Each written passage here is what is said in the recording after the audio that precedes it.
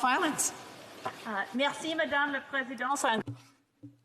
Thank you, Madam Speaker, and it's a great honor for me to rise to speak today for the first time in the new year and at the start of a new decade. From the outset, I would like to say that I'll be sharing my time with my colleague, the Honourable Member for Nanaimo Ladysmith. I'm very happy that as part of the last day of debate on the throne speech, all Green Party members have an opportunity to speak, and for that I wanted to say thank you. Because for my colleague, the member for Fredericton, she'll be sharing time with a Liberal member, so I want to thank the office, the people responsible for making that happen in the Liberal Party.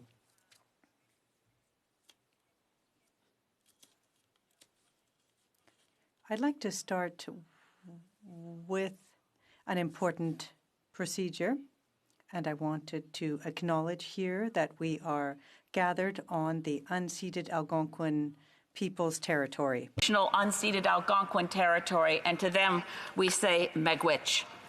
It's an honor to speak to the speech from the throne today. There is much in it that can carry one away with inspirational promises, with rhetoric with which we can only agree.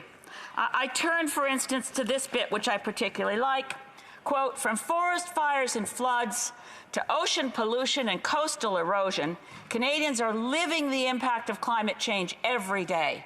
The science is clear, and it has been for decades. A clear majority of Canadians voted for ambitious climate action now." That stirs me to think I will vote for this, but I won't. And I won't because the gap between this inspirational rhetoric coming from the Liberal administration and the reality of Liberal actions, that gap is so wide it induces vertigo. It's so deep that it's dizzying. I turn, as an example for why I now feel this way, to the 2015 speech from the throne, which I did vote for. I did vote for the 2015 speech from the throne. I loved this promise. I'll remind people of this. Some of us who also served in the 42nd Parliament will remember. Quote, things the government will not do. Quote, "It will not resort to devices like omnibus bills to avoid scrutiny." Now, I think we'll all recall that it was an omnibus budget bill where the deferred prosecution agreement designed specifically for SNC-Lavalin was hidden. Now, I read everything, as my colleagues will know, so I actually saw the deferred prosecution agreement hidden in an omnibus budget bill.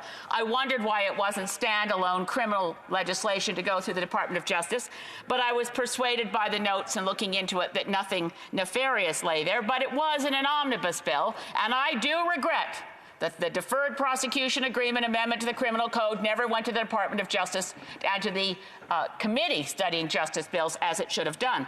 So here's another fun one to remember from the 2015 speech from the throne. The government will undertake to renew, nation to nation, the relationship between Canada and Indigenous peoples, one based on the recognition of rights, respect, cooperation, and partnership. It was with some shock that I saw within months the Liberal government approval of Site C, ignoring the court cases and ignoring the concerns of Indigenous peoples, as well as the environmental impacts. The approval of Kinder Morgan Pipeline, ignoring the fact that even during the 2015 election campaign, the then leader of the Liberal Party, now Prime Minister, said no project could be approved based on the inadequate and flawed process that had taken place there, while there were court cases, while there was strong and clear objection from the Tsleil-Waututh, from the Musqueam, from the Squamish, from the WSÁNEĆ First Nations, in whose territory I am honored to live. Or Muskrat Falls, ignoring the concerns of the Innu. Or here's a favorite, of course. Many people will remember this without being reminded. Quoting from the 2015 speech from the throne, quote, "To ensure that 2015 will be the last federal election conducted under the first-past-the-post voting system." You can see where concern arises, how much can we believe in the 2019 speech from the throne? I would like to believe it, but then we come to the reality of what is being pledged. We are seeing a commitment in this new speech from the throne.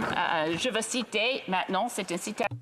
And I will quote the throne speech. The government will establish as an objective of zero net emissions by 2015. But in reality, we remain today with the same targets that we had with the Stephen Harper targets. And at present, we haven't seen a change, any change, in fact, not even a ton. Zero by 2050. Here are some questions, and this is why I think I can, we don't whip votes in the Green Party, as many will know, but we certainly, this caucus, and I'm so honored to be joined by the member for Nanaimo Ladysmith and the member for Fredericton, we can't vote confidence in a government that doesn't have a climate target that aligns with the science.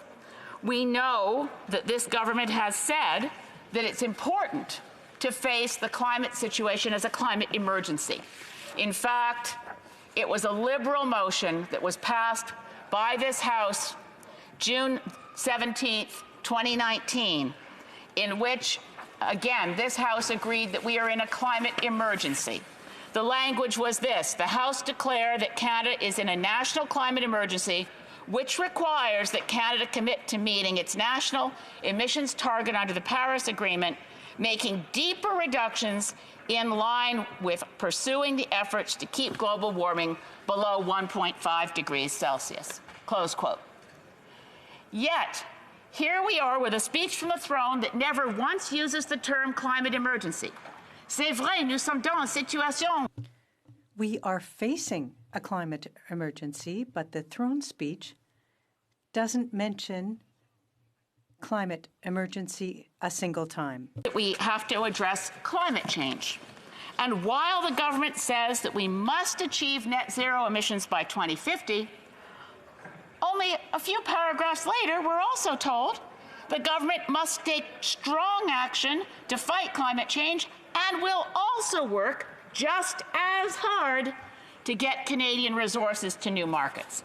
In other words, with the same vigor with which the government wants to address the climate emergency, it will also use public funds in the neighborhood of $10 to $13 billion to drive forward the Trans Mountain Pipeline expansion, which is a direct threat to climate action, as it also is contemplating approving the Tech Frontier mine, while it also is ignoring its obligations under the United Nations Declaration on the Rights of Indigenous Peoples and the climate emergency by subsidizing and supporting the LNG projects where the gas pipeline is at this moment, at this very moment, RCMP are in Wet'suwet'en territory, prepared to enforce an injunction that should never be enforced because it violates hereditary rights and traditional rights of Wet'suwet'en peoples.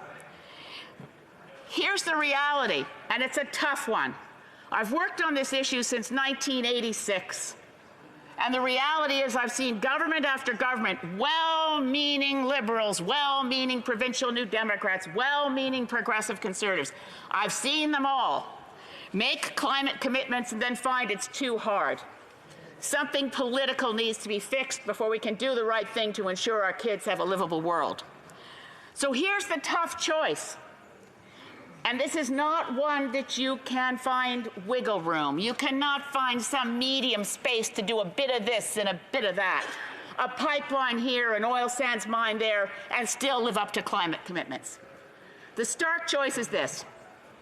We, assembled in this Parliament before the next election, must have Canada's targets aligned with the advice of the Intergovernmental Panel on Climate Change.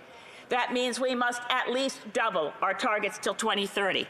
We must now, as humanity, as the world assembled through the multilateral process, change our economies in a transformational sense that gets rid of fossil fuels in order to ensure that our children, that human civilization can survive in a hospitable biosphere.